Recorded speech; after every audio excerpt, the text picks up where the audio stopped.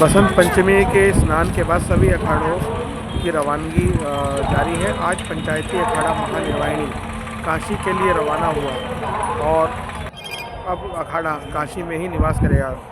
महानिर्वाणी अखाड़े के सचिव श्री महंत यमुनापुरी जी ने बताया कि अब काशी में जाकर अखाड़ा निवास करेगा और बसंत पंचमी तक वो काशी में जाएंगे और काशी की परिक्रमा करेंगे। विधान से पूजन भंडारा आदि सभी कार्यक्रम किए जाएंगे। उन्होंने ये भी कहा कि अखाड़े में 2 धर्म ध्वजा का महत्व है और ये धर्म ध्वजा हमारी विजय पताका का प्रतीक है, मुस्लिम आक्रांताओं से लड़ने के लिए आगे बढ़ेगी। ये धर्म ध्वजा के माध्यम से हमारे अखाड़े की पहचान है और साथ ही हम लोग अखाड़े में 2 धर्म ध्वजाएं शुरू से ही स्थापित की जाती रही हैं।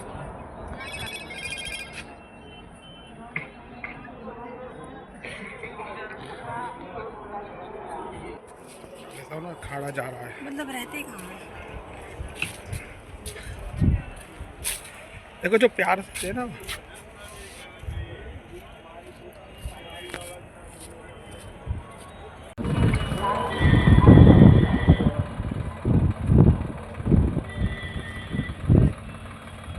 समाप्त हो गया बसंत पंचमी का भी। अब अखाड़ा किस तरह से रवानगी होगी आज? बस बसंत पंचमी का जब स्नान हो जाता है, तीसरा स्नान हो जाता है, तो सन्यासियों का स्नान पूरे हो जाते हैं। उसके बाद हम लोग जाते हैं सीधे वहाँ पर भगवान विश्वनाथ की नगरी काशी।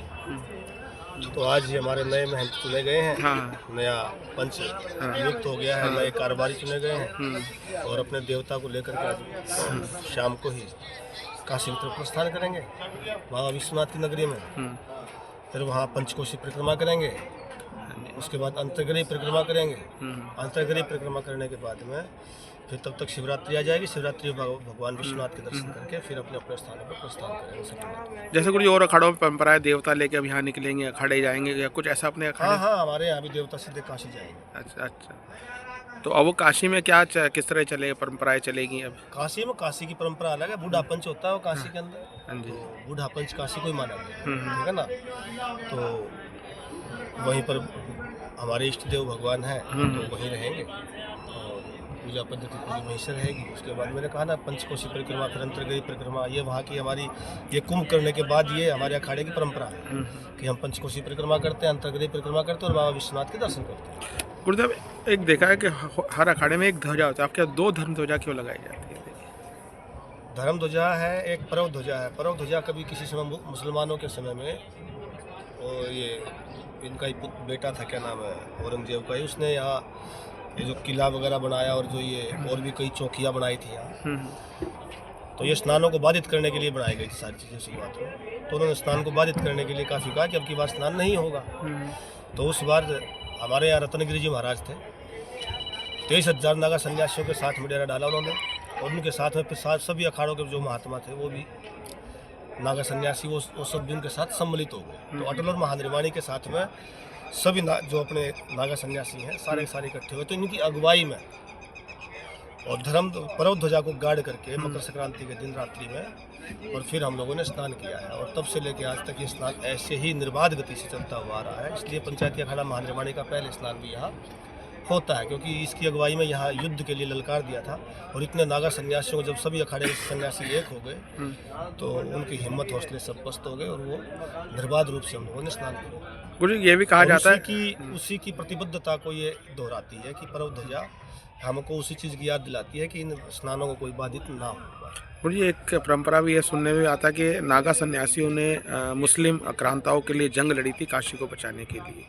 मुस्लिम आक्रांताओं के विरुद्ध में पहले वहाँ पर उनको 1664 में पंचायती अखाड़ा महानिर्वाणी का इतिहास है, उसमें लिखा हुआ है।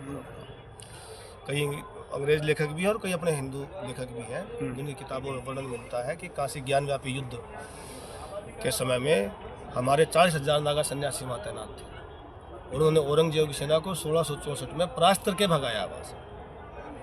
फिर 69 में 1669 में वो लोग दोबारा और ज़्यादा कई लाखों की सेना लेकर के आए। तो थोड़ा जब तक दम था तब तक बचाया। तो हम लोगों ने कभी हार नहीं मानी किसी तरीके से। उसके बाद फिर यहाँ पर अपने इनको भी अपने पर्व ध्वजा को भी स्थापित करते रहे।